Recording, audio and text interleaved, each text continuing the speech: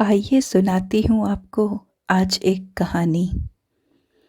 ये कहानी है मेरे माता-पिता के संघर्षों की, उनके प्यार की, थोड़ी नोक-झोंक, थोड़ी तकरार की। तो शुरू करते हैं।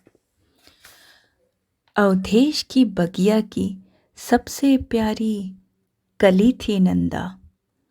हर फूलों में सबसे न्यारी और भली थी नंदा। जिसके जन्म से गूंज उठा था उषा का आंगन, जिसको गोद में लेकर तृप्त हो गया था उस माली का अंतर्मन। सुनकर उसकी किलकारियां धन्य हो गया था बुदनी का वो उपवन। अपने नन्हे कदमों से जब चलती वो इठलाकर थाम के अपनी माँ का दामन, गाने लगती ये धरती, नाच उठता ये गगन। खिल जाता उस माली का घर आंगन। अब तो समय बीत रहा था, कुछ तो ऐसा था जो पीछे छूट रहा था। घर बदलने वाला था, संसार बदलने वाला था। उस कली को देखनवार जो आने वाला था, ना थी उसको कोई समझ, क्योंकि वो तो ठहरी आबोध। बदला उसका घर आंगन, पड़ा शिक्षा में अवरोध, पर वो तो ठहरी आबोध। स्वीकार किया उसने इसको भी, क्यों नहीं किया उसने इसका विरोध। मिल गया उसे नया घर द्वार, मान लिया था उसने इसी को अपना संसार। पर वो बेचारी क्या जाने, जीवन ने उसकी राह में बिछा के रखे हैं आगे और कितने अंधकार। बदल रही थी उसके जीवन की परिभाषा, दस्तक दे रहा था प्रेम। जाग रही थी मन में ना जाने कैसी बचकानी सी अभिलाषा। थी तो वो अभी भी कली, खिलना अभी बाकी था। बदल चुका था उसका अस्तित्व, क्या इतना ही नहीं काफी था। तो इस तरह बनी नंदा अशोक की संगिनी और कहलाने लगी उसकी अर्धांगिनी। पर रुकिए जरा, ये तो बस शुरुआत थी, पूरा किस्सा तो अभी बाकी था। तबाह हो चुका था उसका अस्तित्व, टूट चुका था उसका स्वाभिमान, दफन हो गए थे उसके अरमान। क्या इतना ही नहीं काफी था। अब बन चुकी थी नंदा पार्वती के आंगन में लगा हुआ एक गुलाब का पौधा। इतना सुंदर, इतना प्यारा, फिर भी ना जाने क्यों सबने उसको रौंधा। गिरी तो ओस की बूंदें उस पर, खिल गए दो नन्हे गुलाब। जी हाँ, सही समझा आपने। मैं बात कर रही हूँ अपनी और उनकी, जिनको मेरी दादी बुलाती हैं घर के चिराग। नंदा का तो व्यक्तित्व ही त्याग था। उसे अपने इन दो नन्हे फूलों से कुछ ज्यादा ही अनुराग था। शायद यही वजह थी कि वो दोनों बड़े ही मनचले हो गए।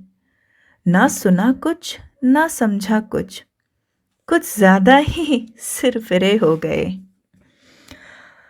हर बात पे करने लगे बहस, हर बात पे होने लगे खफा, कुछ ज्यादा ही नकचढ़े हो गए।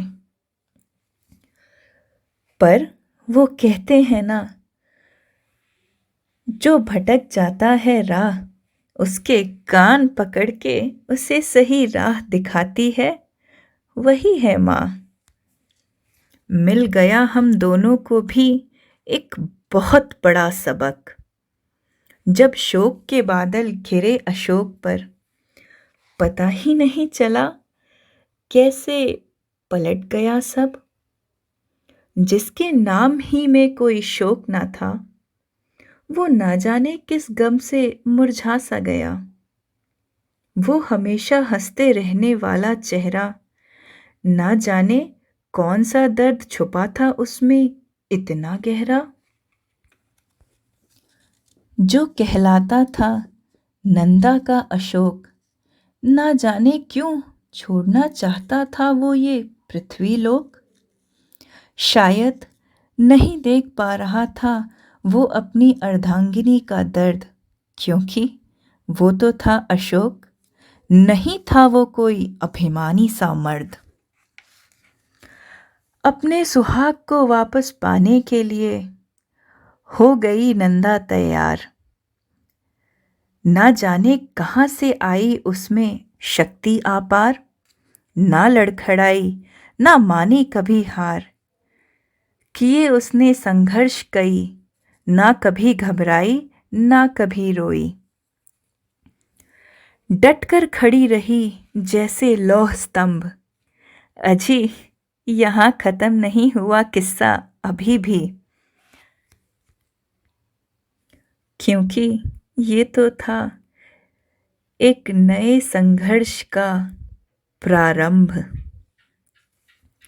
आए कई उतार और चढ़ाव, पर पड़ने नहीं दिया उसने इसका हम पर जरा सा भी प्रभाव। उसकी हिम्मत देखकर एक बार फिर मुस्कुरा उठा उसका अशोक। हर दिन दुआ देता था कि ना रहे मेरी नंदा के जीवन में अब कोई भी शोक। अब थक चुकी है वो, ढलती हुई उम्र के साथ वो ले रही है अब इन मोह माया से सेवानिवृत्ति, क्योंकि उसके कर्तव्यों का निर्वहन करने आ गई है उसके जीवन में श्रुति। इतना अनोखा रिश्ता जिसे मैं बचपन से देखते आ रही हूँ, वो किसी और का नहीं, मेरे माता पिता का है। अगर ना बनती मेरी माँ नंदिनी से सावित्री, तो मैं उसकी अल्हड़ सी पुत्री कैसे बनती कवित्री। याद है मुझे जब पहली बार कलम उठाई थी, तो मेरी माँ की चीख और मेरे पापा के दर्द भरी आवाज़ ही मेरे कानों को सुनाई दी। आज भी याद है वो पहली कविता जो अपने पिता को अस्पताल के बिस्तर पर शव समान लेटे हुए देख कर लिखी थी। पर था विश्वास मेरे मन को कि ये शव नहीं, पिता है मेरे, क्योंकि मेरी माँ का दृढ़ था संकल्प। वो कहती थी, निकलेगा सूर्य फिर से, छटेंगे अंधेरे। ना तुमने कभी कुछ कहा, ना तुमने कभी कुछ चाहा, इसीलिए तुमसे जुड़े हर व्यक्ति के दिल से आज तुम्हारे लिए निकली है बस यही एक दुआ। नंदा, अखंड सौभाग्यवती भव।